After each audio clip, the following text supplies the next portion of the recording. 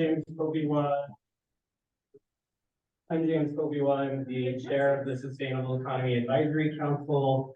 Thank you to Somos, the city of Hobbs, the people of the Southeast New Mexico for hosting us down here, and very excited about this meeting.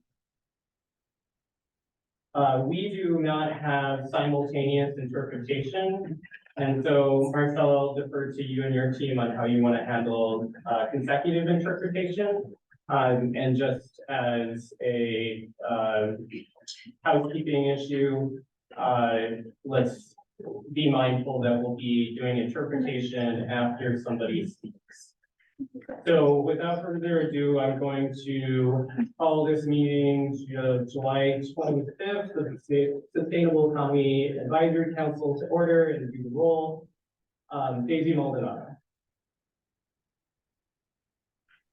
Present. Daisy. Patricia Knighton. Glenn Schiffauer. Present. Thank you. Rob Black. Present. Thank you. Kathy Arias. Present. Thank you. Jonathan Perry. Present. Thank you. Ivy Bruton. Present. Thank you. Otto Chavez.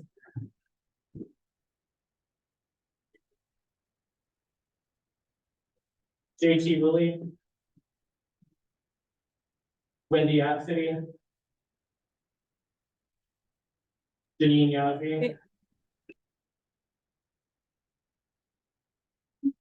Sorry, I missed somebody, I think. Wendy or Janine? Wendy, I'm sorry, I'm here. Thank you, Wendy. Joe Little.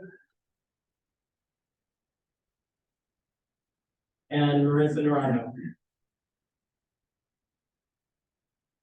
And I am president.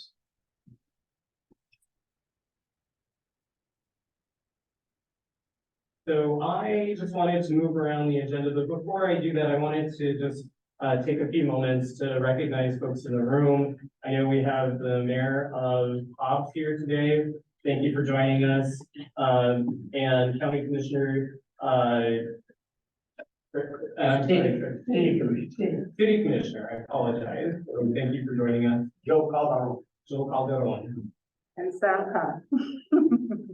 Thank you, Mayor, for being in. Thank you both for joining us. Representatives from the Department of Workforce Solutions, if you want to raise your hand, thank you for joining us. And then many Somos folks, so thank you all for joining. How many Somos folks are in the room? Excellent. And I also just want to open it up for anybody on Zoom who may be joining us from state agencies or any of our elected officials' offices. Hello, James. This is Constance Williams. I'm with Senator Ben Ray Lujan's office in Portales. Thank you all for the invitation. Thank you all for joining. Appreciate it. And this is Diane Ventura. I'm with Senator Heinrich's office out of Roswell. And I want to acknowledge Representative Rubio, who's also present in the Zoom room. Thank you. Thank you, Shani. Thank you, Representative Rubio. We have an agenda today that includes some presentations from Somos and Pueblo Unido. We will also be hearing back from Chair Shani Harvey of the Sustainable Economy Task Force, and also some reports from our consultant, Agenda. I want to make a motion to change the order. Oh, sorry, go ahead. Maybe it's best if we don't change the order just because our interpreter is the wrong one. Oh, okay. And ours is in Spanish. Thank Maybe you. you should go with her. Okay, excellent. So without further ado, I want to turn it over to Chair Shani Harvey to give some report back from the Sustainable Economy Task Force. Thank you, Chair Poviwa, and thank you to the Somos team and James for your work on getting the meeting set up down in Hobbs. We appreciate the community that's shown up. I just wanted to go over a few things for the Sustainable Economy Task Force. The economic transition positions will be posting tomorrow, July 26th, officially on the State Personnel Office website for hiring for New Mexico. So those job postings for the economic transition representative and the economic transition admin will be open as of tomorrow, the 26th, and those will be open for 2 weeks. So we wanted to share that information with this council and members of the public so that if you all know someone who's passionate about this economic transition work and would be a good fit for the position, if you could have them apply on the website, on the State Personnel Office website. If you search SPO NM and just type EDD for economic development, EDD in the search bar, you'll be able to see those positions listed, and we'll have those open for 2 weeks before we begin our initial review and hiring process. Thank you for all the committee members who submitted feedback on those positions. Your feedback was taken into consideration in drafting those descriptions, and those positions will be live tomorrow. So I wanted to share that with the group so that you all would have time to kind of tell the folks in your network so that when they post, you all would be able to point them in that direction to apply. We had our meeting last week, and it'll be similar to like the presentation that we're getting today. A couple of the announcements I just wanted to make was that the Environment Department is looking for companies and nonprofit groups who are looking for ways to finance their environment projects. So they are also standing up a project that looks like it's offering low or no cost loans for clean water projects. And they also can help with financing the purchase of electric vehicles or heavy equipment, and a few other things. And the Environment Department has encouraged businesses, nonprofits, and government executives to request a meeting to visit with the Environment Department about some of the financing that they may have available to fill gaps for environment-related projects. Another announcement I wanted to make is that the EPA, the Environmental Protection Agency on the federal level for the US, did open a Clean Communities Investment Accelerator. And that is going to be open for nonprofits that has a focus on building capacity of community lenders to ensure that low income and disadvantaged communities have access to capital for climate finance and programming.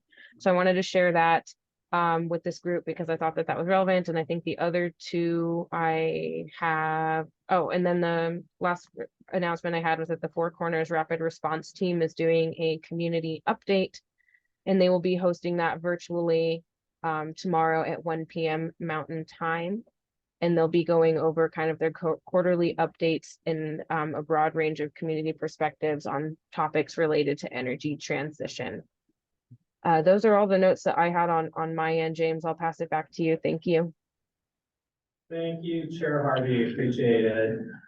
We can move on to our report from Agenda Consulting. Appreciate the consultants that we have on the line to give their feedback on the work that they've been doing for the last few months. And I am not sure who I'm turning it over to, but I believe it's Tanner. Are you on cue on deck for this?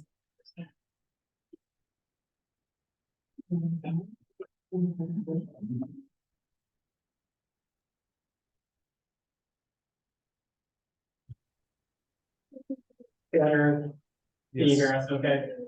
I can hear you. So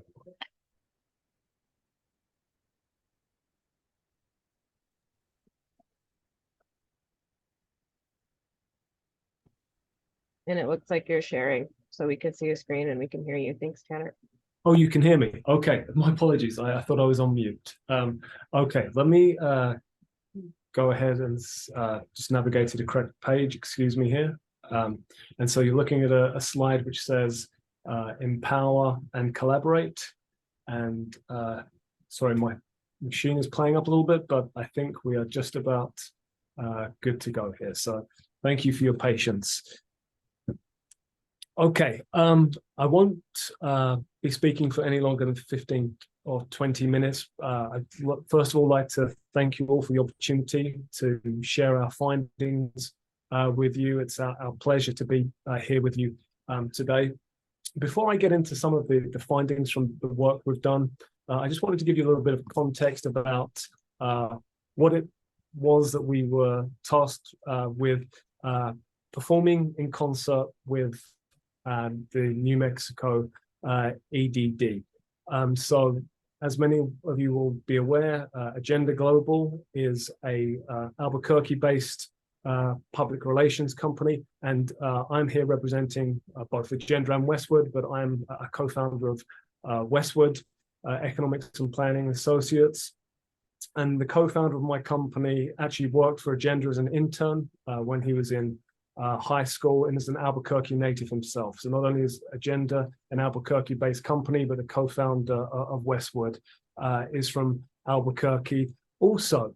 In 2021, the state of New Mexico undertook and completed what is referred to as a CEDS, and the full title for a CEDS is what is known as a Comprehensive Economic Development Strategy.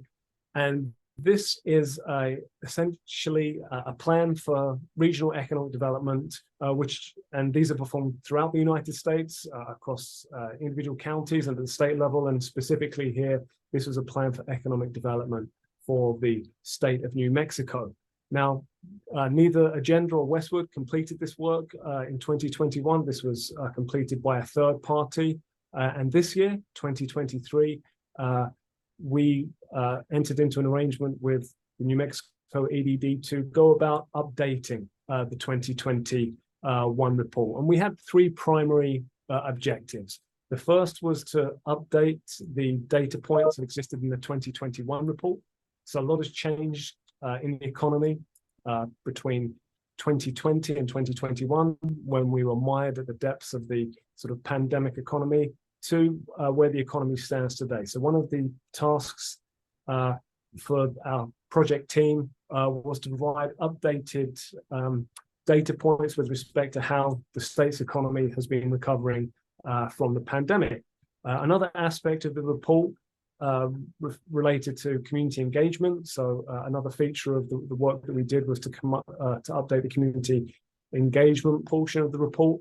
And then thirdly, we added some additional data analysis, which didn't appear in the original report. And this final part of our analysis, or the third part of our analysis, was really tasked with trying to understand the demographic change that has occurred since the pandemic. So we see headlines all the time about great migration and people leaving the labor force, and people taking early retirement. And we one of the features that we did in the report was to look at a specific demographic change that had occurred in the state of New Mexico. Now, I should say that today we'll be concentrating, I'll be concentrated on parts 1 and 3 of our analysis. Now, the good news is that since 2021, which is when the original report was completed, the big picture looks much more healthy today for the state of New Mexico than it did in 2021.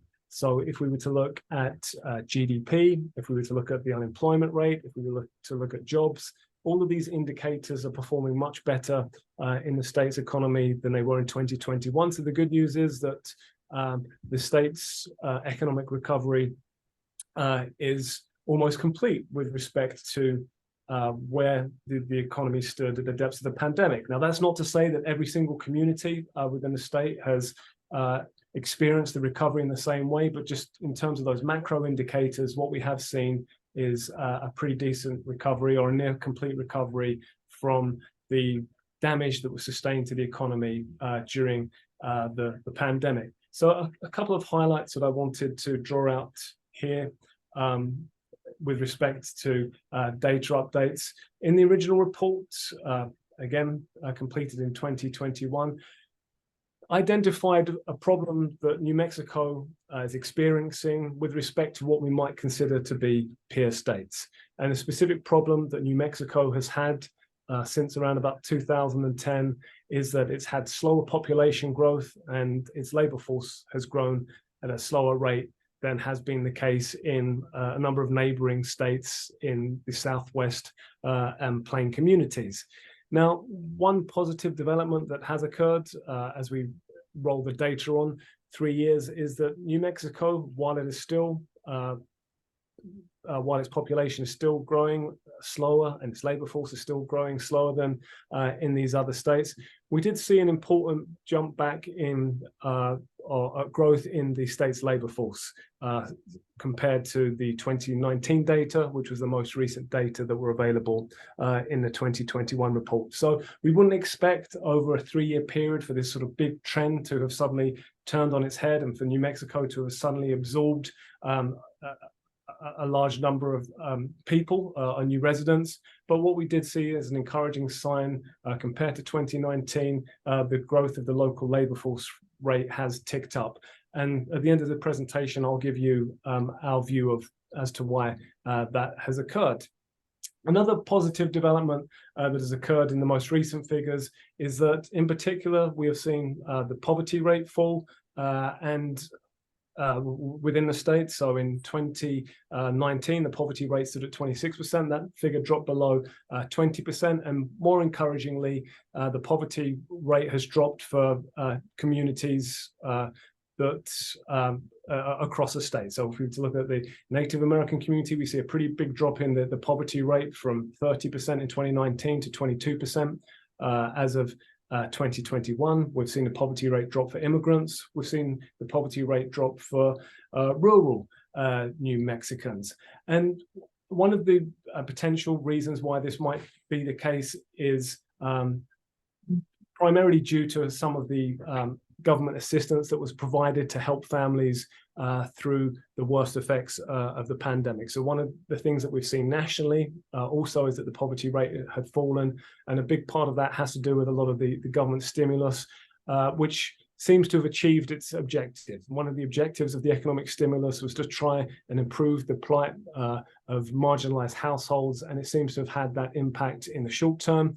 In the longer term, it's going to be the performance of the economy, which is going to help to keep that number low. Another interesting feature change we've seen is that the population with an associate's degree or higher is higher in 2021 than it was in 2019. So again, the chart on the right here is the numbers that have appeared in the original report. In the chart on the left here, these are the updated figures that you'll see in the new report that we completed. And again, we have an answer for why it is that the share of the population with a degree has ticked up, which I'll share with you at the end of the presentation. And this figure is relevant because one of the objectives that was set out by the state in 2021 was to try and generate a more diverse economy, and an economy which had more skilled workers than had been the case historically. So this seems to be movement in a good direction towards reaching that objective.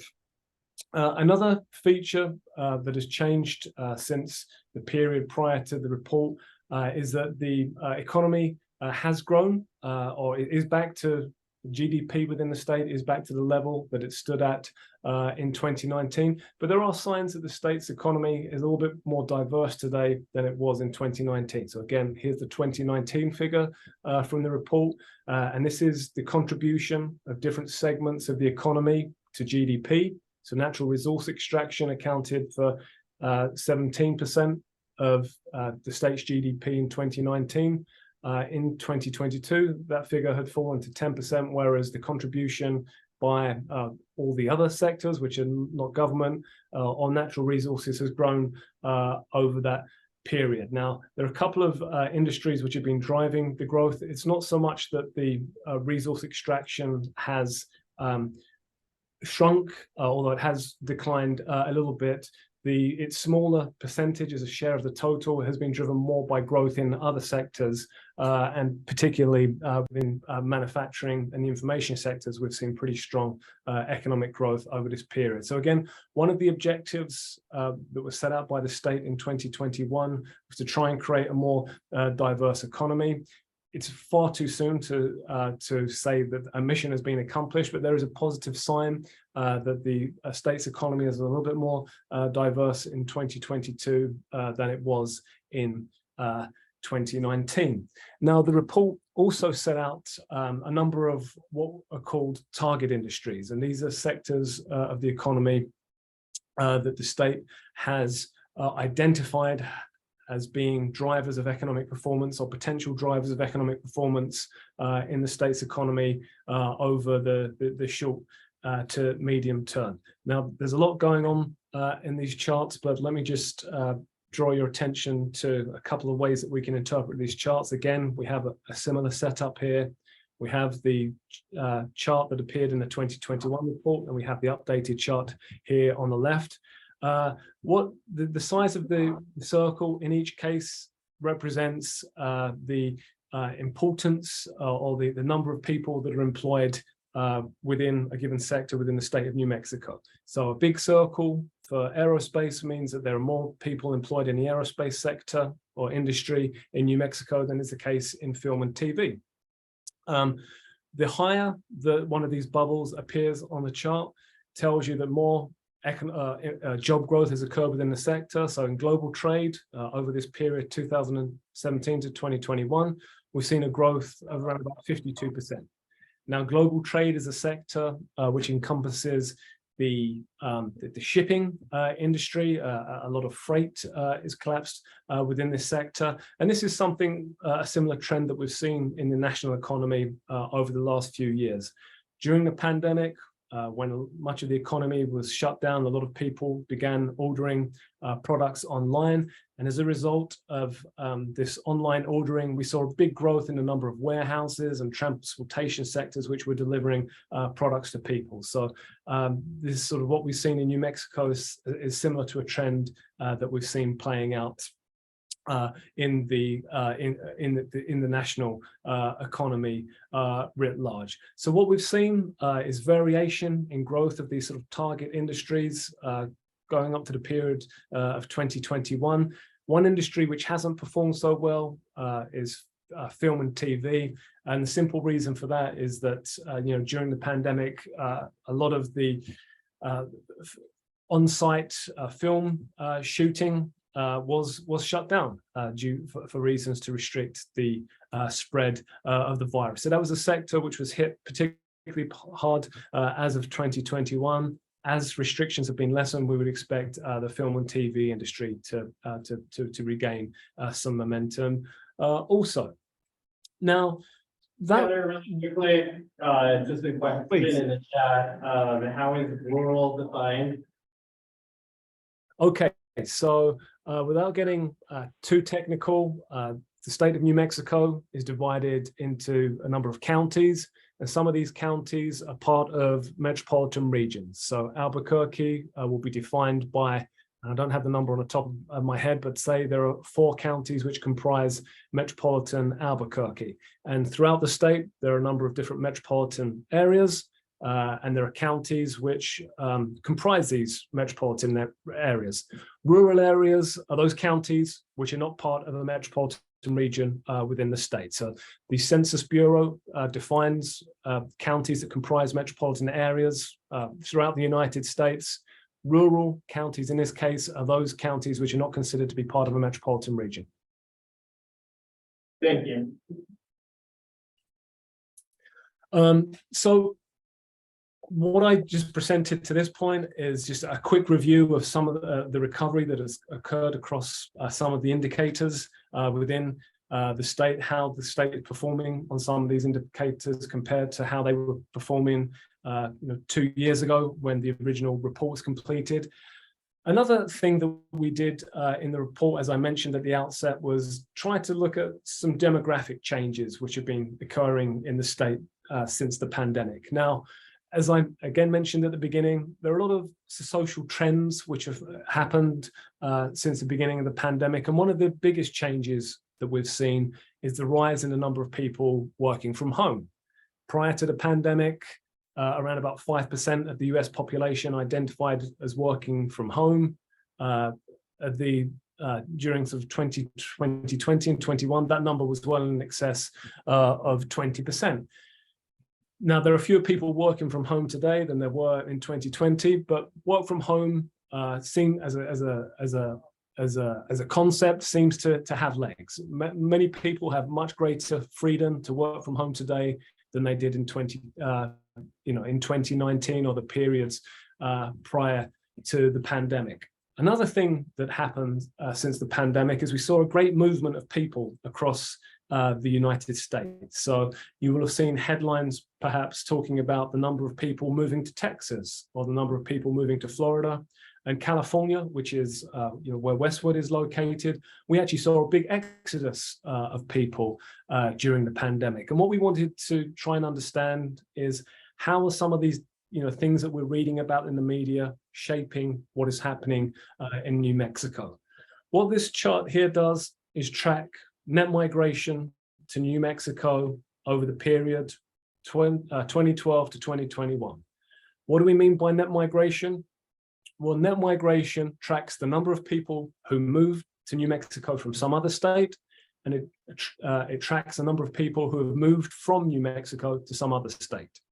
And if you subtract the number of people who have moved out of New Mexico from the number of people who moved to New Mexico, you come up with a net migration figure, which tells you whether more people have moved to New Mexico from some other state than have moved from New Mexico to some other state.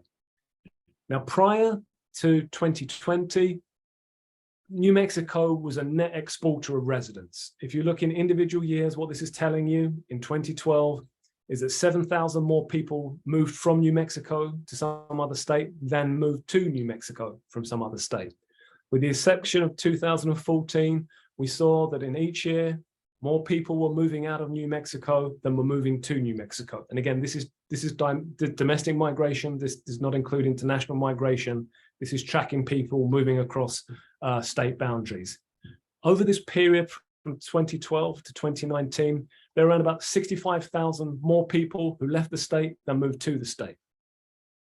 Once the pandemic happened in 2020, we see a reversal in fortunes, whereby there were more people moving to New Mexico than were moving out of New Mexico. So in the years 2020 and 2021, 28,000 more people moved to New Mexico than left New Mexico to go to some other state.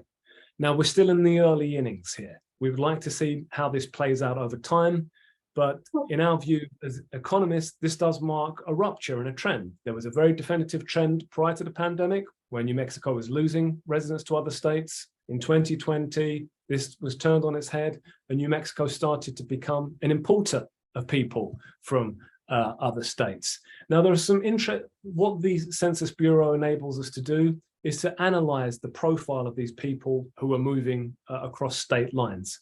And so what this chart here does is track the wages of people who are moving to New Mexico. So this is looking at domestic migrants, people who move from some other state to New Mexico, and this tells us what their wage was over time.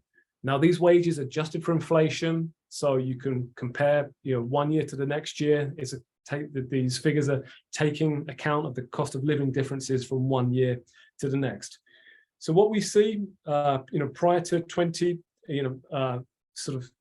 16, of those people who are moving to New Mexico, on average, they were earning less than $40,000 a year. The wages of people moving to New Mexico ticked up a little bit prior to the pandemic, but we see a big jump in 2020 and 2021, whereby of those people who have left some other state to move to New Mexico, we see that they're earning much higher salaries. Again, these are inflation-adjusted figures than was the case prior to the pandemic. So this tells us that a different profile of resident moved to New Mexico during the pandemic than was the case prior to the pandemic. Another interesting trend with respect to people moving to New Mexico is with respect to those people who report working from home. So for everybody who is moving to New Mexico, this chart is tracking the percentage of those migrants to New Mexico who work from home. So again, prior to the pandemic, of those people who were migrating to New Mexico from some other state, around about 5% of them, less than 5% of them in many years, reported working from home. The pandemic happens, and then we see a big shift in the nature of person or worker, resident who is moving to New Mexico. So in 2021, 1 in 4 people who moved to New Mexico reported working from home. So again, this is something that seems the demographic profile of people moving to New Mexico seems to have shifted since the pandemic. 1, we see more people moving to New Mexico. 2, we see that these people are earning higher wages. And 3, we see that the people who are moving to New Mexico are working from home to a much greater extent than was the case previously. And again, the clear implication here is that people who held jobs in other parts of the United States had a newfound freedom with respect to their location. They were able to work remotely, and this enabled them to seek out a place like New Mexico. And there are other states, of course, the people who work from home move to. But it seems that some people were drawn to New Mexico for the reasons which were identified in the report, which is a relatively lower cost of living and an affordable and lifestyle, and a lot of the great sort of natural amenities that New Mexico has to offer. So again, a clear implication here is that people working from home, looking for a new state to move to, and New Mexico was able to attract some share of these people. And just to sort of finish on this point about domestic migrants to New Mexico, there's a couple of moving parts in this chart, but what this chart is doing is tracking people who is looking at migrants to New Mexico. So again, these are people who have moved to New Mexico from other states, and it's looking at their educational attainment by whether they work from home or don't work from home. So what this is telling us is that in the period 2012 to 2019, we're looking at people who migrated to New Mexico, and of those domestic migrants who are working from home, 61% of them held a college degree.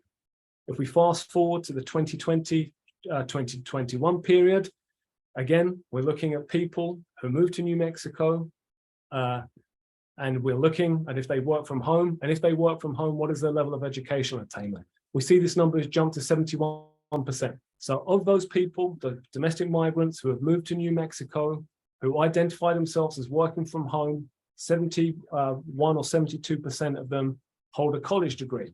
And why is this important? Well, this is probably important for a couple of reasons.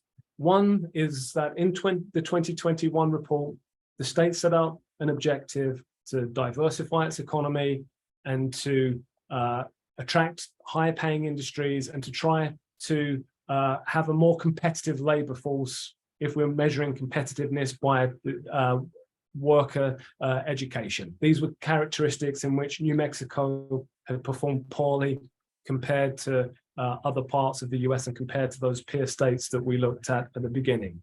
And it could be the case that the new environment since the pandemic, this greater ability that people have to move across state lines, presents an opportunity for New Mexico to try to attract some of the or to try and achieve some of the targets that were laid out in the 2021 plan. And we think that this is could be potentially fertile ground for the state's economy and something that they could pursue with respect to trying to understand what is driving the work from home dynamic and to see what measures the state might be able to do to attract migrants from other states. And I will leave you with those thoughts. Thank you. Appreciate it. And very much appreciate you giving this presentation. I'll also say that the SET board had the opportunity to have you present to them as well. That's available online if folks want to review that as well. In order to make sure that we get to the rest of our agenda, we're going to go ahead and move forward.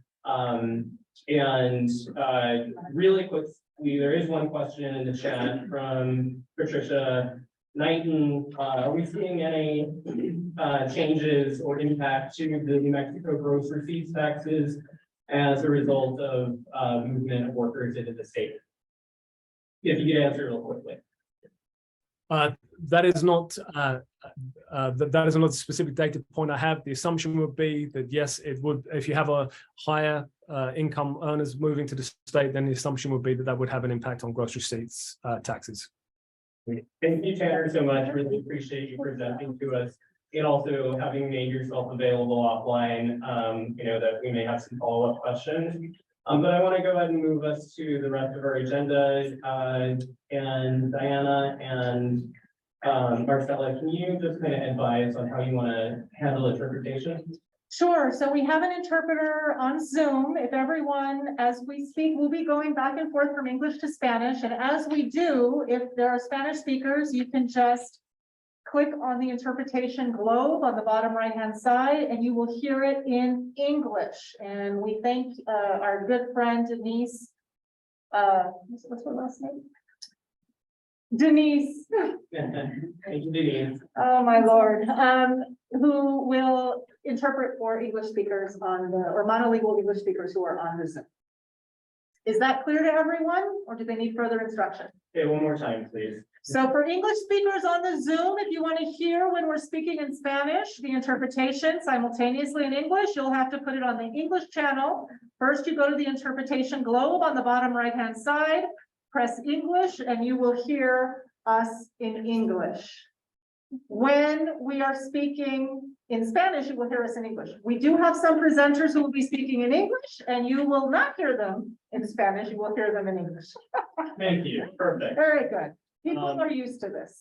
Really quickly, one other item that we had on our agenda before we get to the presentation is committee reports. The committee reports is that SEEK members, you all have received an invitation to fill out a spreadsheet, both indicating the working group that you would like to sit on, an indication of whether you want to chair it or lead it, and also spots for you to enter in folks that you would like to have appointed as advisory members of those working groups. Please fill that out as soon as possible, and I will be following up with you individually. Each one of the working groups should have a goal of meeting at least 3 times before the end of the year. I will also be sending out further instructions on what the goals and objectives of those working groups are. So please contact me if you have any questions. And now I will turn it over to Somos Mi Pueblo Unido for their workforce development presentation. Yes, and then one more for folks. We're so sorry about this. This is our mistake, but if you are a monolingual English speaker here in the room and you want to hear the interpretation simultaneously, since you're not on the Zoom, you're not going to. But we do have someone here, Fabian, who will be willing, if you want to come and sit here next to him. There aren't many of you, but he will do a simultaneous interpretation for you, loud enough for you to hear, but not loud enough to distract them, right? He's a pro at this. And so if you are a monolingual English speaker and you want to hear our presentation here, please come and use the wonderful services of our friend Fabian. Okay, we're ready. Are you ready? I'm ready. Very good. So we're Somos Un Pueblo Unido. We're a statewide organization. We've been organizing for almost 30 years in New Mexico around a host of issues, including education access issues for undocumented students, driver's licenses, workers' rights, health and safety issues. It really runs the gamut. Workers' rights, economic justice issues. We have 2 offices that are staffed here in southeastern New Mexico, one in Hobbs, one in Roswell. We're continuing to grow our membership and our base of folks in these communities. We've been here, as you will hear in our presentation, in Hobbs for about 12 years, and you'll hear a little bit about the great programs that we're doing on citizenship and other things. Obviously, most of our members are oil and gas workers and families. How is the interpretation going so far on Zoom? Is it all working? Yeah, I just want to make sure I'm loud enough and people are hearing me. I guess. Yes, the audio is clear for us. Okay, so we have today a presentation from Somos Lee County, which is our membership here. We also have, she's not here yet, but she is scheduled, Kathleen Farrell from, she's the ABE, Adult Basic Education Director of New Mexico Junior College. We don't see her on the Zoom, so we may have to skip her. We have Carla Niemeyer, who's on the Zoom from Southeastern New Mexico College in Carlsbad, to talk a little bit about their workforce development programs. That's our focus today for members on the Zoom. of the Advisory Council. And we're also very happy to have with us from the Eastern Area Workforce Development Board, Luis de la Cruz. He also runs the Workforce Development Program at ENMU in Reynosa to talk about some of the barriers, challenges, and things that are working. We really feel at Somos that a transition cannot happen without robust infrastructure, early and deep investments in an infrastructure that equitable workforce development infrastructure that meets the needs of immigrant families, workers, and youth, including those in the industry. So that is what we're focused on today. I'm going to start with a presentation that Diana has put together on PowerPoint that she's going to share.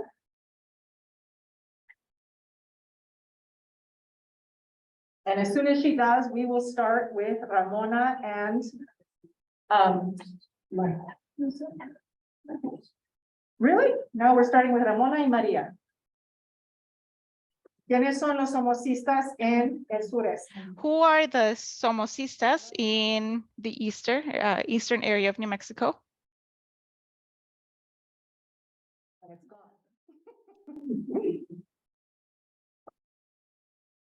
There we go. Ahí So- vamos. Así que un poquito de historial sobre de quién estamos hablando. Estamos hablando de familias inmigrantes en la cuenca permiana. Oh my. Tienen que escuchar a Sí, es muy fuerte lo que se tiene que escuchar. You have to speak loud so that you can be heard. Yes, you have to. Good evening, everyone. Thank you to each one of you, because this is a very important meeting for everyone. Each one of us has prepared for this meeting, and we want this topic to stay being important. This is a beautiful question. Who are we in the southeastern area?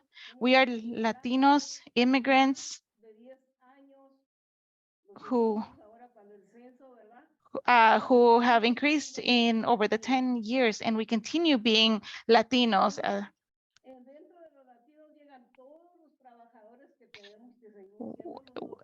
We include all the workers and rural workers, Latino workers who work in the oil and gas industry. In Lee County, Latinos make up 62.4% of the population. It's estimated that 1 out of every inhabitants of New Mexico live within half a mile of an active oil or gas drill. Immigrant workers and associated families and families associated with oil and gas have all arrived as an undocumented workers, as I did, and many more will arrive. So we don't have to ask anymore who we are. We already know who we are. Thank you. My name is María Romano. I'm a community organizer with Somos un Pueblo Unido. We are located in Hobbs.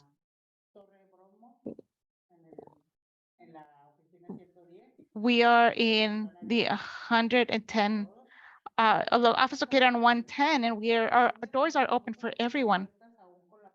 I wanted to mention something that we did door knocking even during the pandemic.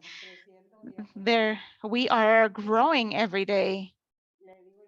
And I tell Marcela that the census shows that we have grown, and now we are 62.4% of the population. We who live here in Hobbs know that we are more than that. There are many more of us. I'd say we are about 85% of the population. If you go to the oil fields, you see many Latino families or families who are accompanying us here. We are involved because this is of great interest to us, the development of the workforce. The majority of workers are undocumented workers, and we are not valuing them as we should. That's why we're here, so that you can get to see the reality of what's happening within these communities. Thank you. So who are energy workers in New Mexico? And we have Marta is going to tell us a little bit about what we know according to a labor market review author and data researcher named Rachel Moskowitz, who actually works for DWS and put some good information about energy workers in New Mexico. Buenas tardes. Mi nombre es Marta. Good afternoon. My name is Marta, and I'm going to share who the energy workers are in New Mexico. This data is from 2022. The oil and gas extraction industry and the support activities for the mining industry employed 15,000 people in the second quarter of 2021. 44% of the oil and gas industry are Hispanic or Latinos. Most of them are immigrants. 15% are women. The age groups of the industry workers are from 25 to 54 years old. The oil and gas workers make up the biggest proportion of labor in the oil and gas extraction and mining activities. No industry has had the same volatility as the oil industry, with lots of boom and busts, especially in the 2020 pandemic. The number of workers was reduced to almost half.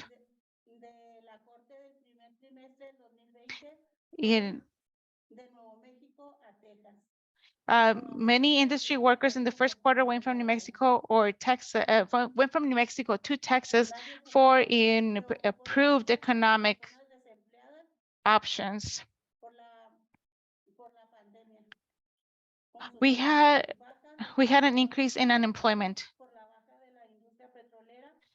With the booms and busts, workers leave to Texas because they don't receive unemployment benefits. Thank you. The next slide, which you can look at more in depth, shows what industries workers work in, for the most part, Lee, Chavez, and Eddie. And as you can see, the biggest slice of the pie is green. And that's basically mining, oil and gas. It's basically our extractive industries here. It's about 15%. But we don't want you to think that this means that it's, you know, a small percentage. All of these other industries are obviously very codependent on this industry. And so everything goes down when oil and gas goes down. And so that really does impact everyone, the whole family, and the whole community, and the whole economy. Next slide, please. So as we mentioned, we've been organizing in hubs with hubs members who live in hubs for a really long time now. It's hard work. And so Hilda is going to share a little bit about our history here. Hola, buenas tardes. Como ya lo dijo, mi nombre es Good afternoon. My name is Hilda. Welcome, everyone. I'm a member of Somos un Pueblo Unido. I'm going to tell you a little bit about the history of Somos un Pueblo Unido. We started working in southeastern New Mexico for college support services for students. In 2005 to 2005, we organized the communities to address wage theft. We collaborated with ICE and Immigration Department. In 2010 to 16, the campaign for the driver's license. In 2012, we started the citizenship, activism, and power and naturalization, and participation as voters. We opened up our office in Hobbs in 2018. In 2019 to 2020, we reached 50,000 Latinos. In 2020, we worked on the redistricting maps. and 19 to 2022, we worked on workers' rights, economic relief.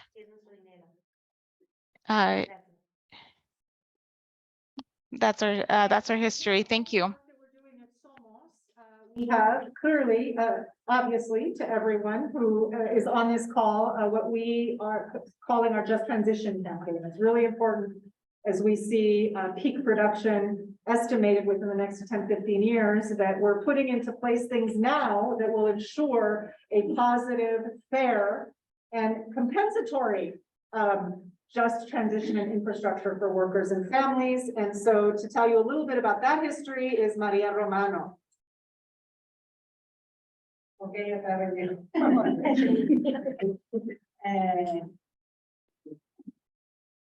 en el 2019 enfocamos la ley de la transición. We started the Energy Transition Act in 2019. We went to Santa Fe to organize ourselves, and we had success.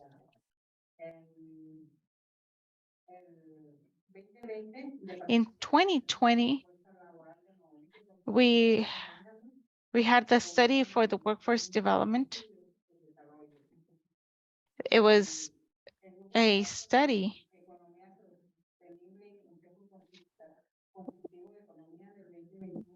in 2021, we worked in the Sustainable Economic Task Force, and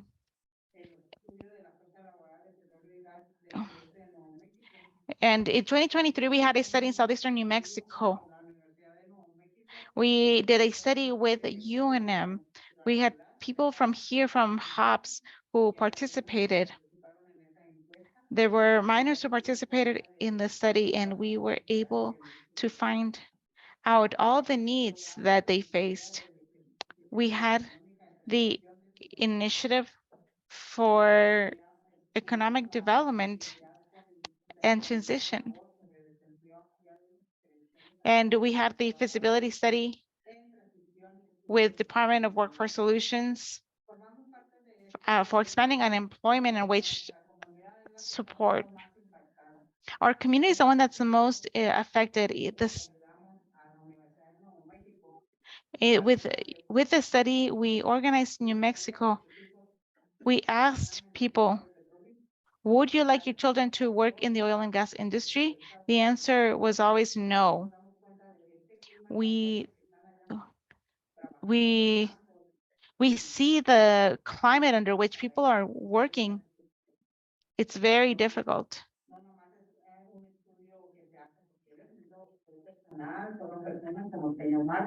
This is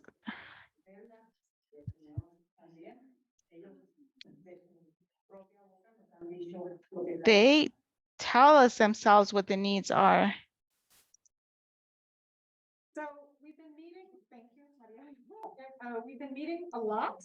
Hemos estado juntándonos mucho con nuestra comunidad aquí, organizándonos, y básicamente We have been organizing in the community, and we identified the priorities and the requisites from what the immigrant workers and the families said for oil transition. Workers and their families in the Permian Basin, the most impacted communities by oil and gas industry and its imminent transition. So to talk about what some of our buckets of priorities are for a just transition is our good friend and organizer, Gladys Saucedo. Fuerte, Pablo.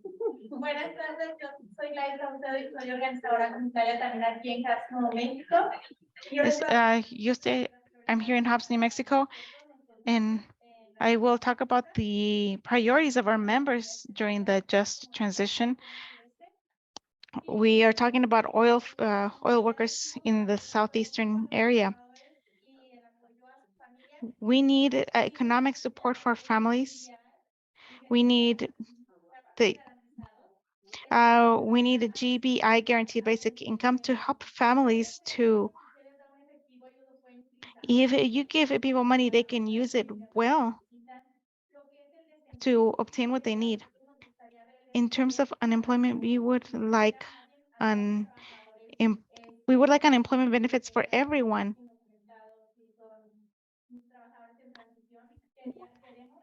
We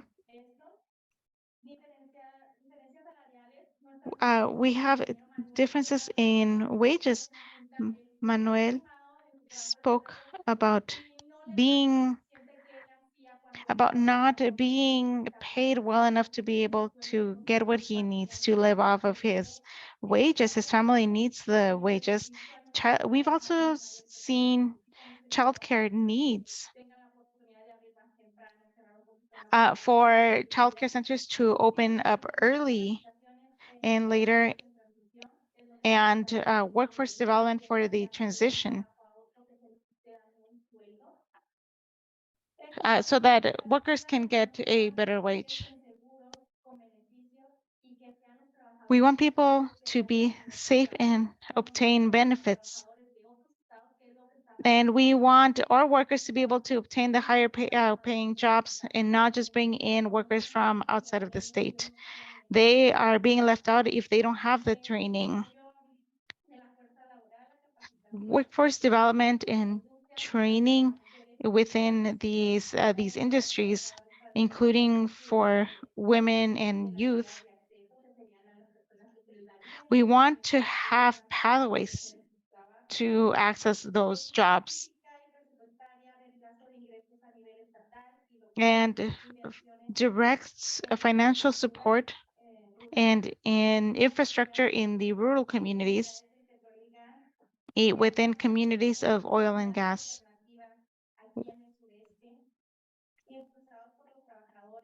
We want an economy that is pushed forth by workers.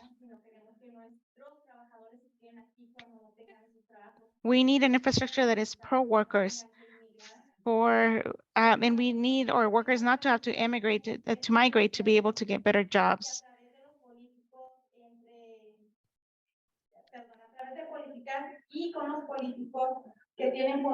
We, politicians and other people who make decisions that need to take us into account as workers, those of us who live in these areas, so that everyone can be well informed. We need to be included. The negotiations need to include the working communities.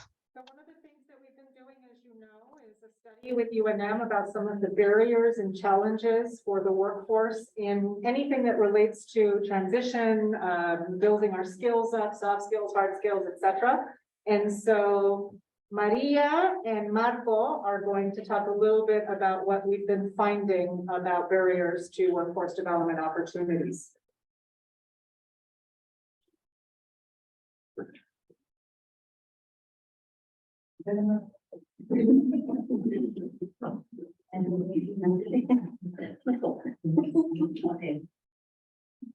Las barreras que hemos encontrado como trabajadores para tener acceso a otro trabajo. Barriers that we have to access other jobs is that there are not programs. Could you speak better so I can be heard? There are few jobs that will that are accessible, and there are a few services that are accessible to workers, such as classes or citizenship classes. They are scheduled during times when we are working, so we can't have access. Maybe they can be online or something else. We have language barriers. Classes are oftentimes in English, and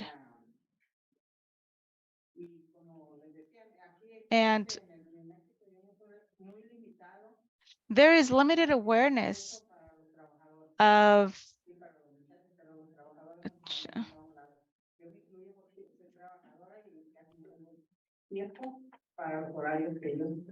we need increased job training.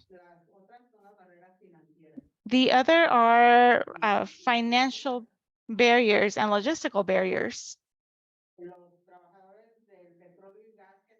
Oil and gas workers who are present were asked, when would you study?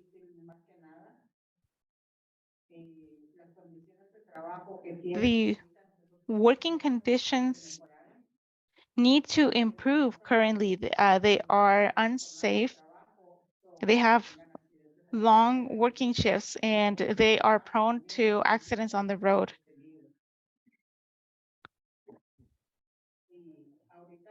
And Marco will give his testimony. My name is Marcos Carranza, and I live here in the town for a long time, and I work in the oil and gas industry. And one of the main barriers we have is language. We speak 100% Spanish, and the first training that they give you is in English, and so we don't understand it. It's one of the biggest barriers that we have to start. After this, any training that we get, we won't understand it. And if it's not interpreted or it's badly interpreted, it causes problems. So people don't really take care of themselves sufficiently for the work activities that we conduct. Another barrier that we have is training or preparation. We need to train ourselves. We need training that's in our language, that's understandable, so that we can understand it and to be able to perform our duties. Another barrier that we have is the financial support. If we don't work, if we don't speak the language, it's not easy.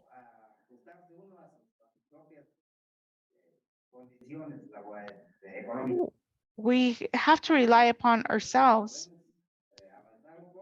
We try to improve a little bit by studying English, but at what moment can we study? We work 16, 17 hours per day, and by the time we get back home, classes are over. And we would like that time. Thank you. So in studying and really going into our communities and figuring out what our challenges are, we know that the best solutions come from the impacted communities. And so we have developed some recommendations that we've been talking about, but we're in still the process of doing it. And we want to do it with more partners who are in unions, apprenticeship programs, workforce development programs, ABE or AE programs. And we're really looking forward to continuing that work together to develop that infrastructure. I'm going to pass it to Naima Beltran, who's been a member of SANO since she was a teenager and is from an oil and gas family, so she can share this. And I know you said you were going to look at this, so I'll put this down. Okay, so My battery was low while I was over here. I didn't want to stand at the podium. So recommendations from Somos members to improve access to work development are to meet with Somos and community for input on any workforce development and energy energy transition legislation projects. So we would like to meet with like our representatives, so we could like speak to them about like what we need and just what we want to do. It would be easier, I think. And then create early and long-term workforce development and job readiness infrastructure by connecting K through 12 education, post-secondary education, and regional workforce needs. Programs should support soft and hard skill programs, integrated education, training programs, job readiness, and certification programs in Spanish, ESL and GED programs expansion, online classes with technical support, in-person training, and retraining programs that help oil and gas workers transfer their skills to renewable and other emerging energy industries. So yeah, so more like programs on like certifications in Spanish would be nice, you know, so like everyone could get like certification, so we could like get more jobs. And then analyze workforce development landscape and the needs in Southeast UNM Center for Social Research, SOMO, Eastern Workforce Development Board, PWS, HED, ABE, EDD, etc. So create working groups represented by industry workers across all regions, starting with Southeastern New Mexico Premium Basin, who is often overlooked and underrepresented in any workforce and economic development decision-making process. Name funding to fund programs to promote the hiring of all individuals from disadvantaged communities, rural communities, and oil and gas workers for emerging job opportunities. So local hire policy. And then to provide transportation, stipends for in-person training, child care assistant, guaranteed basic income of retraining, flexible training schedules, online training options, and incentive programs for transitioning and underrepresented workers such as women in oil. So I have seen some moms that are looking for jobs and they can't really work because they need someone to take care of their kids. So a lot of moms, what they do is look for jobs where they could bring their kids with them. And then workforce development programs should include health and safety training for all workers in partnership with worker-based organizations and OSHA. Right, I'm a. Okay, Diana, take it away. Now it's my turn. Thank you. So now we're going to talk a little bit about two very important studies that were covered from the community here in the Southeast New Mexico. So the first one I'm going to talk about is Somos collaborated with the University of New Mexico's Center for Social Policy Center. And we conducted a study to kind of collect information from residents of Southeastern New Mexico who were either directly or indirectly connected with the oil and gas industry, meaning families, oil and gas workers themselves. And so the study focuses on immigrant oil and gas workers in the Permian Basin, and it covered current working conditions as well as worker perspectives on economic diversification and what they would like to see in terms of workforce development here in the Southeast. Because as you can see, it's very, very unique from other regions across the state. So as you can see, the first, I'm talking about the left side. It's a little hard to see, but you can see this graphic shows that there's a way higher demand when it comes to folks wanting to see more online classes. Just like she mentioned, a lot of folks struggle with a lot of barriers to obtain any type of training programs because the current programs offered are very flexible. And as you can see, the oil and gas industry workers and many other workers work very long hours. So it's very difficult for them to be able to obtain a training program that is flexible to their needs and their work needs as well. And so as you can see, there's a high demand in interest for online courses that could be built around their own schedule. And so that was 16.4% out of 17. So you can tell that was a huge, huge difference. A huge difference we also saw was in the night classes offered after normal work hours. And so a lot of the folks, once again, work long hours, and they would like to see more flexibility around that too. And so being able to obtain night classes, online, virtual, and in person as well. Let's see. That one you, the one on the right hand side. Yeah, so so right now I'm covering the UNM one. And so apprenticeship programs as well, you can see there's a high demand for that.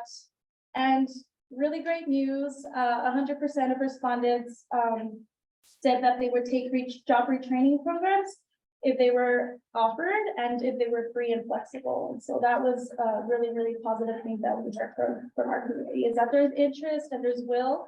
It's just that there needs to be, more opportunities offered to them. And so the second part of this graphic kind of shows, so this graphic illustrates a study that was conducted by the UNM Center for Social Policy as well, and the BSP research team who conducted a survey. This survey is a little unique because it did conduct, it was a statewide survey compared to the other one. And so this survey was around young adults, and what they would like to see in terms of workforce development and more opportunities to diversify the economy. And so this portion specifically focuses on the Southeast. And so they noticed a really, really big gap where a lot of folks shared their concerns when it comes to emerging jobs and also their opportunities.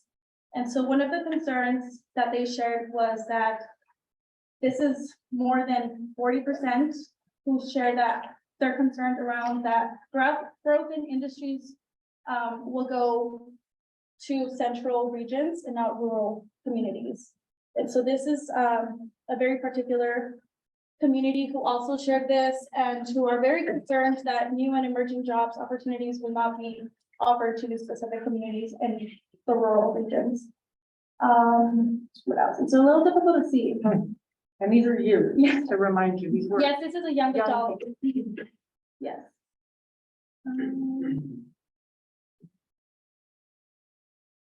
Another one with a very, very high concern was growth in industry jobs will go to people with advanced education, with only a few jobs for New Mexicans who only have a high school education or less. And so for us here in the Southeast, our community, this was a huge concern that we also were able to identify, and that really connected with here in the Southeast region when we did our own study. And so Marcela, would you like to add anything else? I think that No, was the but big top line. we have another presentation that we're gonna make, and so Yeah. go to the next slide. We will make sure that the people in this room all get this slide show. We have it in English and Spanish, and if you left your email, we'll make sure you get it. Everybody on the Zoom can see it clearly, and we'll make sure that they get it as well, if that's okay, if you can get it to them, James. Yeah, absolutely. So this is a lot. What's on the horizon for Somosistas in the southeast, in the Permian Basin? Well, we have lots of stuff that is gonna happen. I'm just gonna go through it very quickly.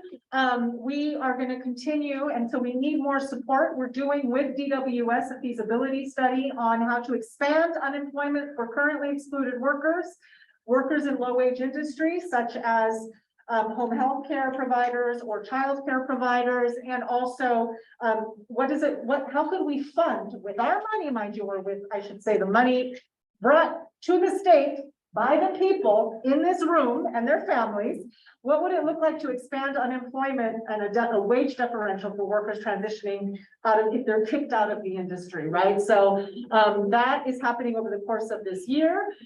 We want to, with our allies across the state, as you all know, actually create a just transition office that is really focused on oil and gas, energy, communities, and the workers and the families in those communities who will be hit the hardest by these transitions, and who have already been hit the hardest in their lives as a result of the industry.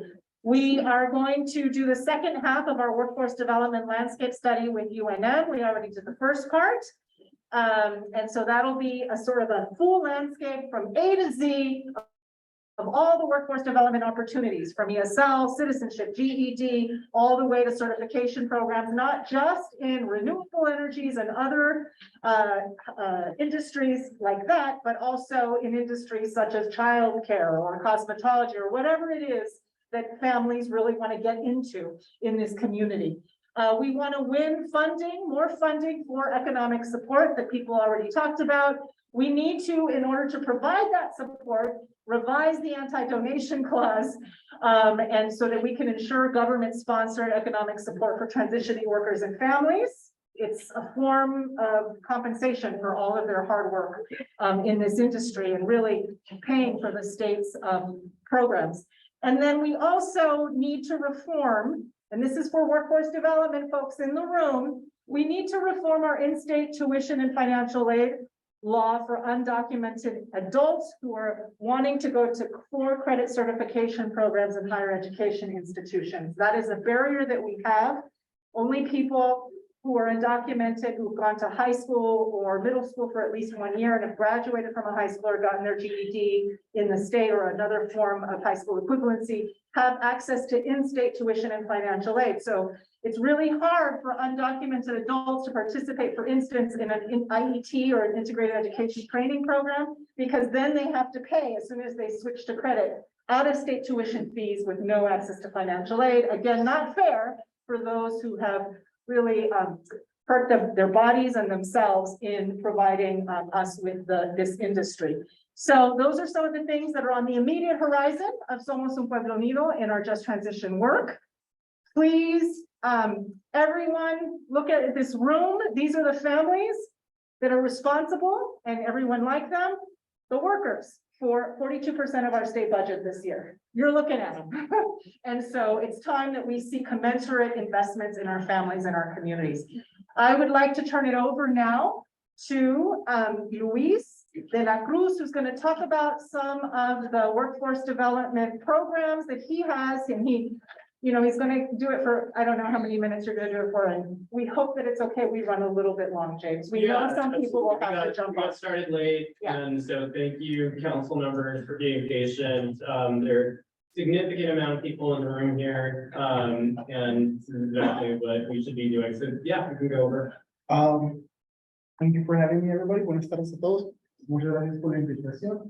Voy a hacer un poco en español y en inglés para los que Gracias. necesiten un poco I will de be esa parte. speaking in both English and Spanish. We are part of the And I'm here to talk more about the services that we have to offer across Eastern New Mexico. Soy parte del Departamento de Labor y voy a hablar un poco de los servicios que están disponibles en todo el este de Nuevo México y prácticamente en todo el estado, pero en particular en este de Nuevo México. I'll be speaking about what we offer in all of New Mexico, but in southeastern New Mexico. We have different programs that help the community. It could be education, to get GED, to get certificates.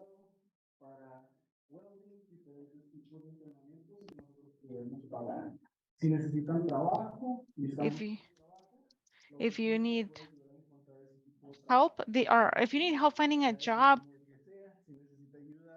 our office can help you. If you need help applying for jobs, we can help you with that. We can help you build a resume. We can right across the street. We can help with many areas, applying for jobs, looking for jobs. If you guys need help with the resume, we can help with that through the office. And then if you need particular training, we can assist with that. We can provide trainings for individuals that might be looking to get a CDL, to get a welding certificate, and as long as it's on demand, we're able to help. We have programs on the apprenticeship side where we can help individuals 16 to 24, and we can help them gain experience in the field that they might be interested in. So if you guys are always interested in any of those services, stop by the office and one of the young ladies here will be able to assist you. Si necesitan algunos servicios, estamos aquí.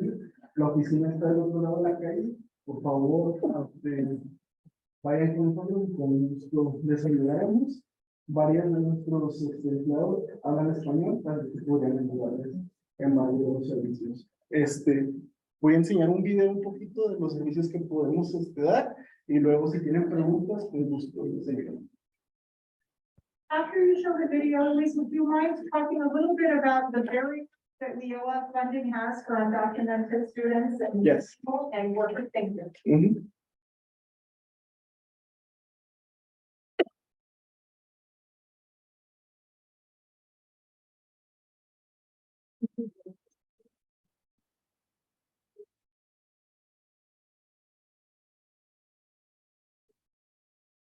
Y todavía no está en español, no vamos a traducir.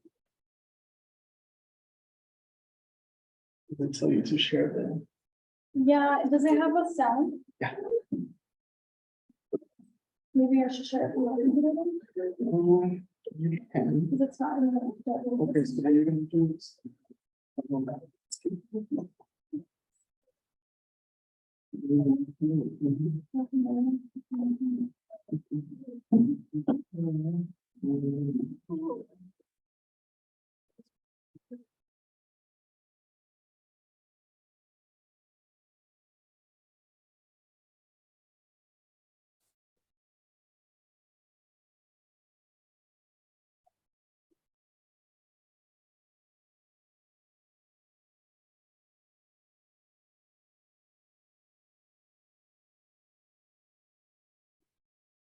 places? Sorry, for folks online, we're having a little technical difficulty. But we'll be back in just a second.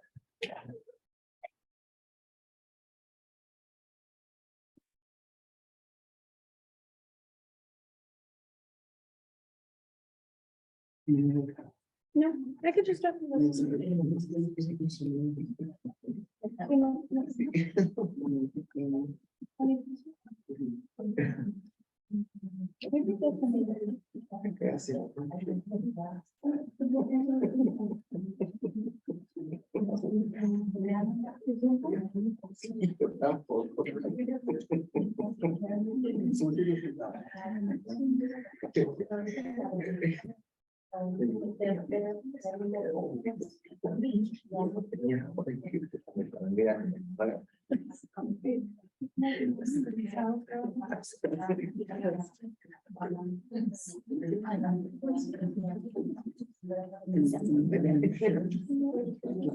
Share with others.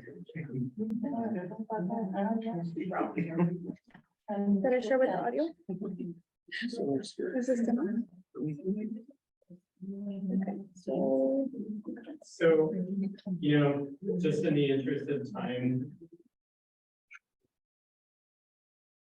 If you think you got it, that's cool, but we should probably. You could move on find if out it's about not gonna work. Yeah. Mientras, Well, some of the challenges that are going through WIOA or the Workforce Innovation and Opportunity Act, it is a federal grant on the Title I site. So unfortunately, we're not able to provide those services to local grants. Uno de los desventajas del programa para pagar por los estudios es de que es un programa federal en el que no podemos usar esos recursos a las personas que no tienen un estatus legal para trabajar en Estados Unidos. Así que es uno de los más grandes problemas que tenemos, ya que tienen que estar legalmente aquí en Estados Unidos para recibir este tipo de servicio. Podemos ayudar en resumen, podemos ayudar con su futuro, pero para que nosotros podamos pagar por servicio, lamentablemente tienen que estar legalmente. Ese es el problema más grande que tenemos, pero eso con leyes federales que no podemos hacer nada en nuestro lado hasta que cambie. You can share it.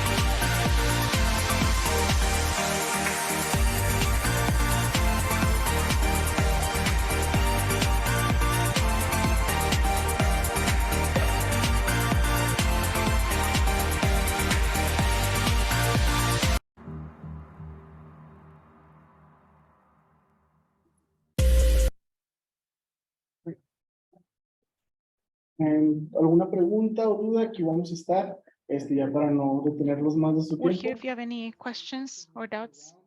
Just so you guys can ask us any questions, that way we won't stop the whole meeting. And again, if you guys are interested in any of our services or need any help, please stop by our office here in the house, and we'll be more than happy to assist you on anything you guys need. So, thank you so much. Thank you all. There was, one quick question, for Somos from one of the council members, Daisy Maldonado.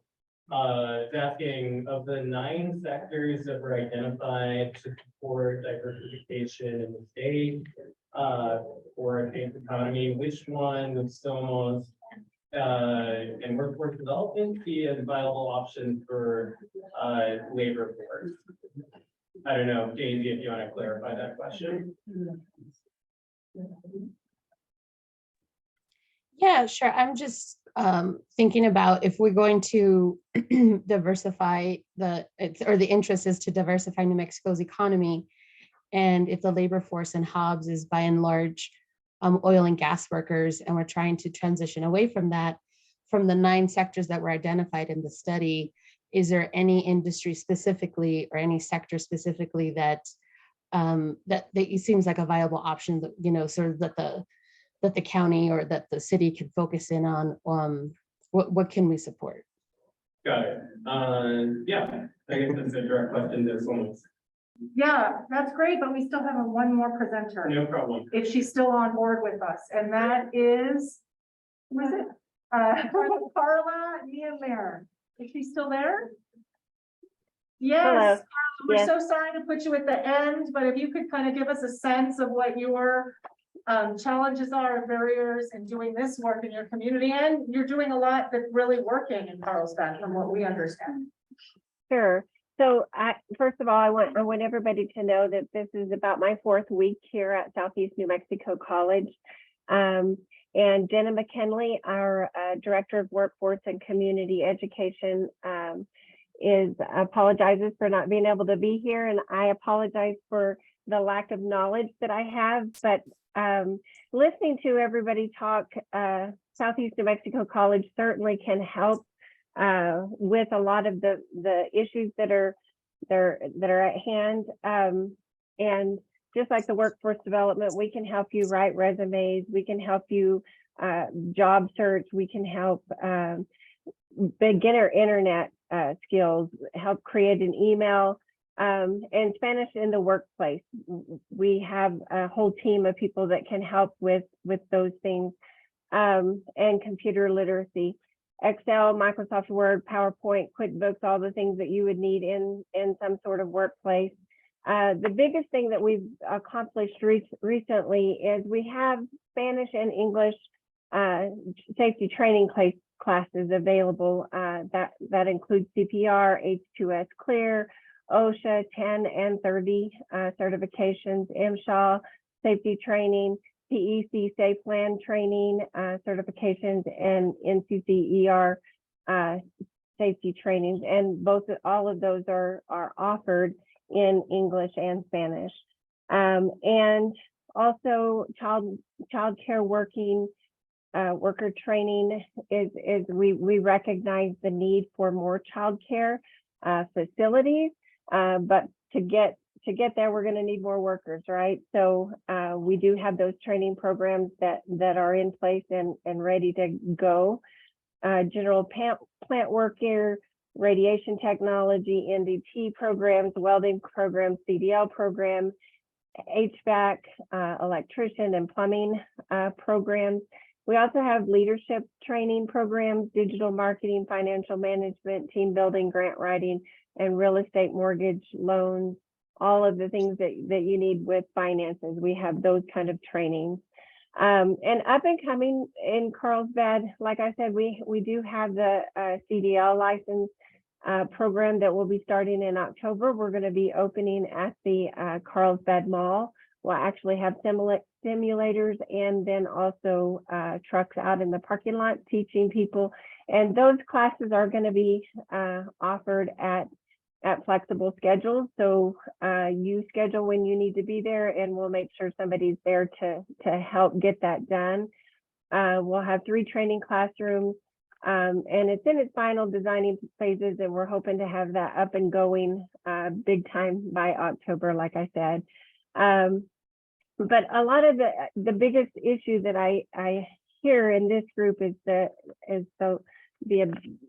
not having English or not having everything in Spanish, and that is something that Southeast New Mexico College is focusing on, and making sure that those bridges are closed, or those gaps are closed. So I encourage everybody to contact Jenna McKinley or myself, Carla Niemeyer, here at Southeast New Mexico College. You can reach us at our regular number, 234-9243. You can go online and find us, and we're here to help. We recognize the issues and hope that we can close those gaps. So if y'all have any questions, I'm open for some of them. I'm not sure if I have the answers, but we certainly want to hear from you. And I'm thrilled that we were invited, and that we have had this opportunity to let you know what we have to offer. And we are here in Carlsbad. Thank you so much. I have a question that really is, I also have the answer. Okay. So I will make it just in the form of a comment, and that is, it's so great to hear about your CDL certification program. That's one of the other barriers for undocumented students, is that although Somos fought to pass and maintain over the course of many years driver's licenses for people who are driving regardless of immigration status, it does not extend to CDL licenses. And so that is a barrier that, again, we can work on, and that can be a policy priority for this task force as a recommendation, because that really does widen our opportunities in the workforce. Because again, so I just wanted to put that out there as one of the barriers that we can overcome. Okay. I will note that and share that with the team. Well, thank you. And then Yeah, so thank you everyone who participated. We're sorry that our interpretation did not work out. Our interpreter did not have machines, and we didn't bring ours because we thought he had them. So that was the barrier there, but hopefully we were able to get as much information. We have our presentation both in English and Spanish, so we will provide it to our members in Spanish and to anyone else in English. Thank you, Carla. We appreciate you being with us today. Okay, well, perdone a todos ustedes, no hablo español muy bien, pero entiendo casi de todo, pero tengo que hablar en inglés. And right now, I think we just want to open it up to questions, both to the council members that are still available.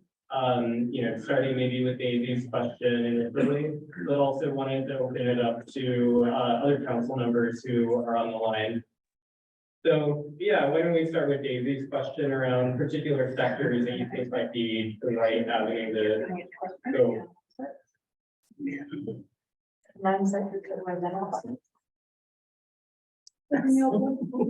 So renewable jobs are something that are identified, anything that is better than what we've got is what people are saying, right? So I was asking Marco earlier, so what are some of the industries that you'd be interested in training? He said, whatever industries there are. I would like to be able to pick one.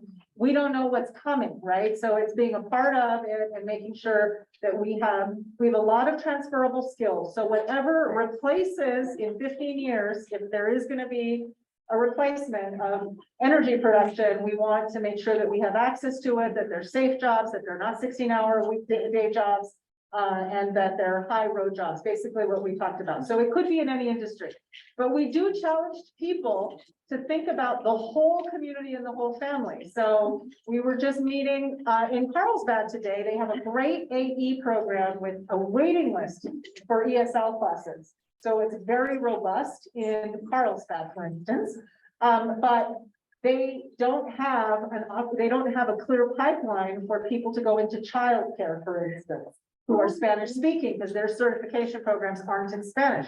That is a great opportunity for workforce development and building of social infrastructure and a good IET, integrated education training program that could happen for immigrant women and men.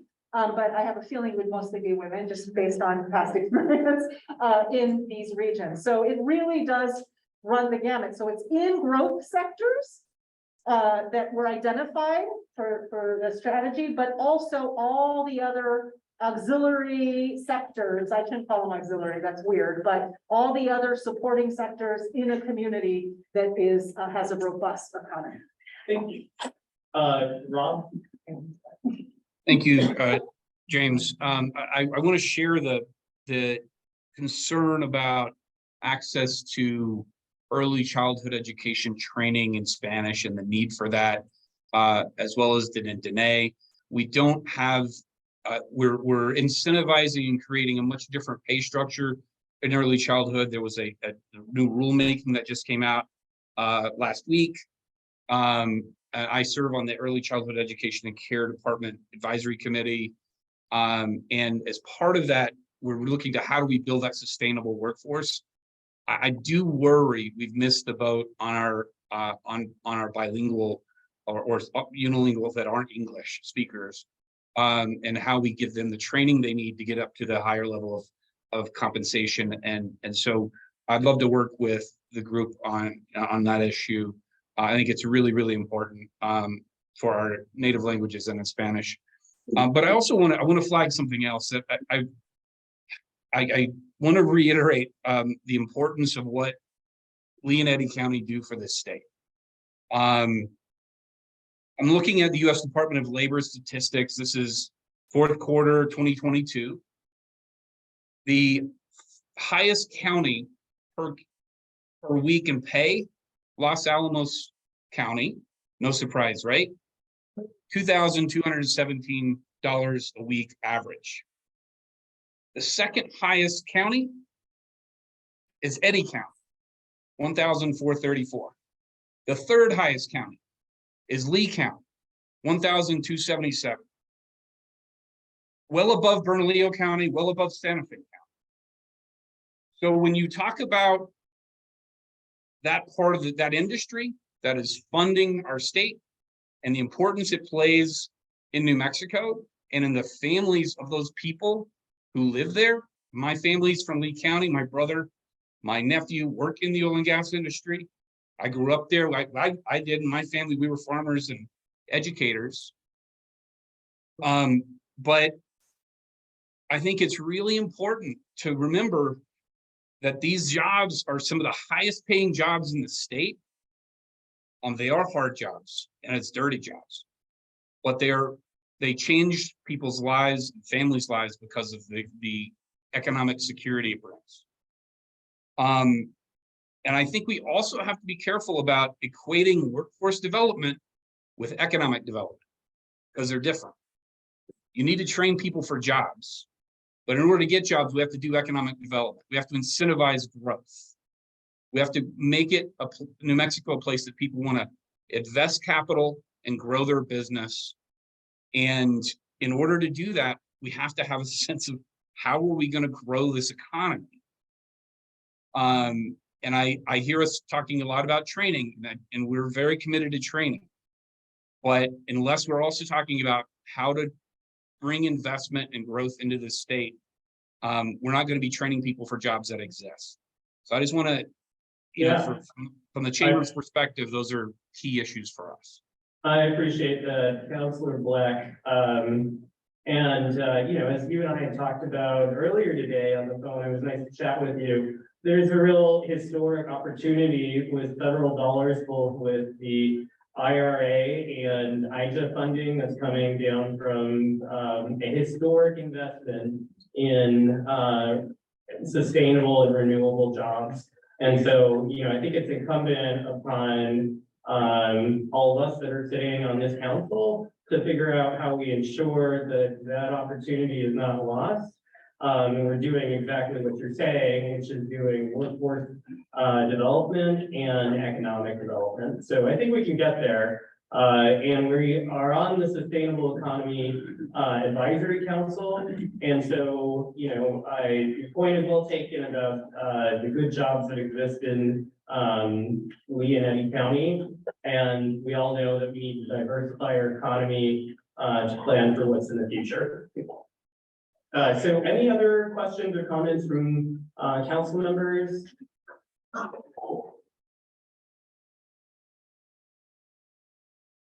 And I'm looking, I may not see you you're on the chat.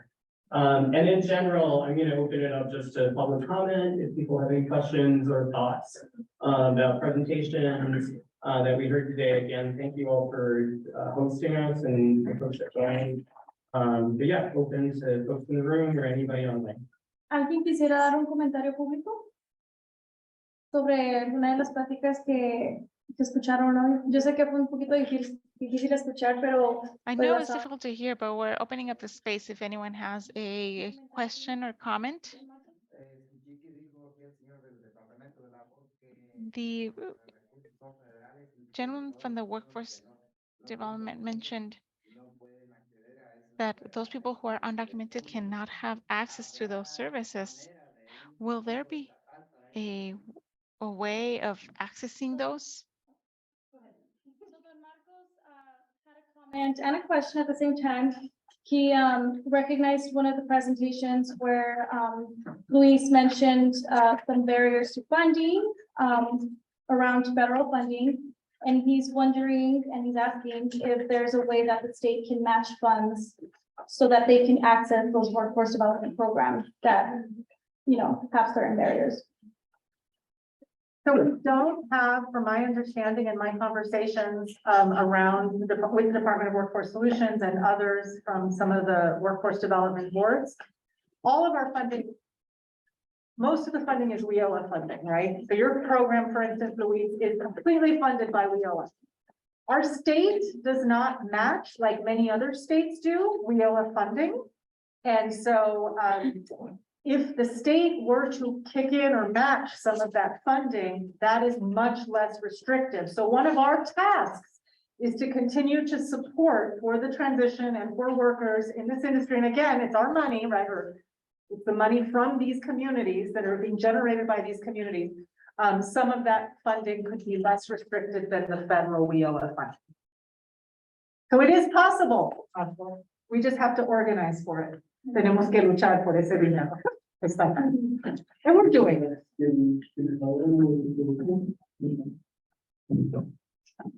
Other questions, comments, thoughts?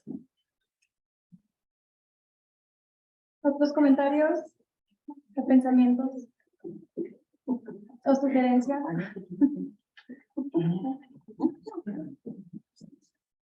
Okay, and I'm happy to, I'm sticking around if people want to chat afterwards, but Marcella? Just one final question for you and for the team. You know, we helped develop as a part of a larger coalition and strategy, the SET Force, the Sustainable Economy Task Force, as well as the Advisory Council. And we know that we do not have representation from workers or families or even workforce development folks in the Permian Basin on any of these, or at least not on SEEK. And so we're very limited by the number of people who can be in SEEK. But I have a question about community engagement, like what will be the final outcome that SEEK puts out for transition, and how can we make sure in the Permian Basin that our ideas and our solutions and our barriers are a part of that process? It's tough. We know that SEEK members don't get stipends for travel, but we're just not represented on that committee. And we really appreciate that you're here, James, but other SEEK members aren't. And so how do we make sure that there is robust and real community engagement with everyone in the state, if we're not on the actual committee? Absolutely, and there is actually a question by one of the council members about the working groups. One of them is the Permian Basin Working Group. And the question was, what is the objective of that working group? part of the objective of that working group is to recognize that there isn't a seat council member who is from the Permian Basin. And so, you know, I want to ensure that that working group has lots of advisory members that are made up of people around the room. And to your question of how can there be actual representation on SEEK?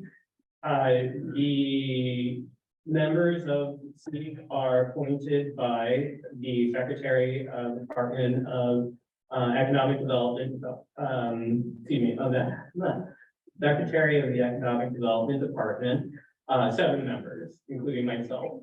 And 8 members are appointed by IAD. And so I think that's the question, not to defer, but that's the answer. It is up to the Secretary to whomever they choose to appoint. And I'm happy to elevate that Marcella and some of members. Thank you. Absolutely.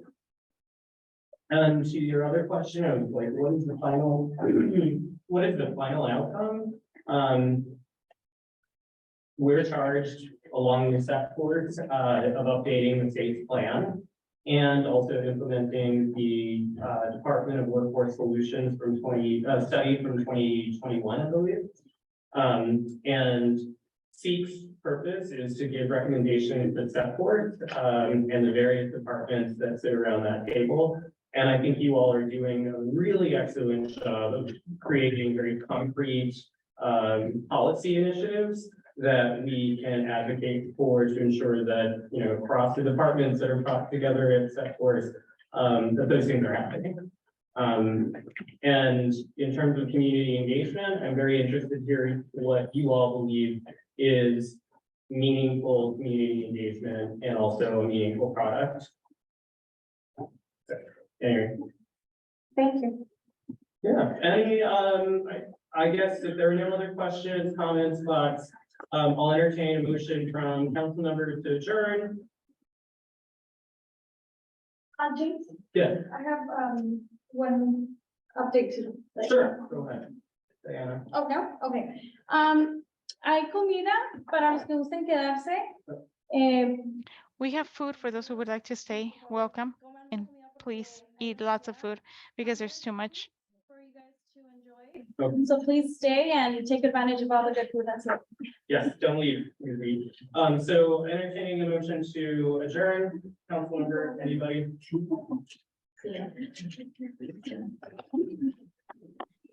Motion to adjourn.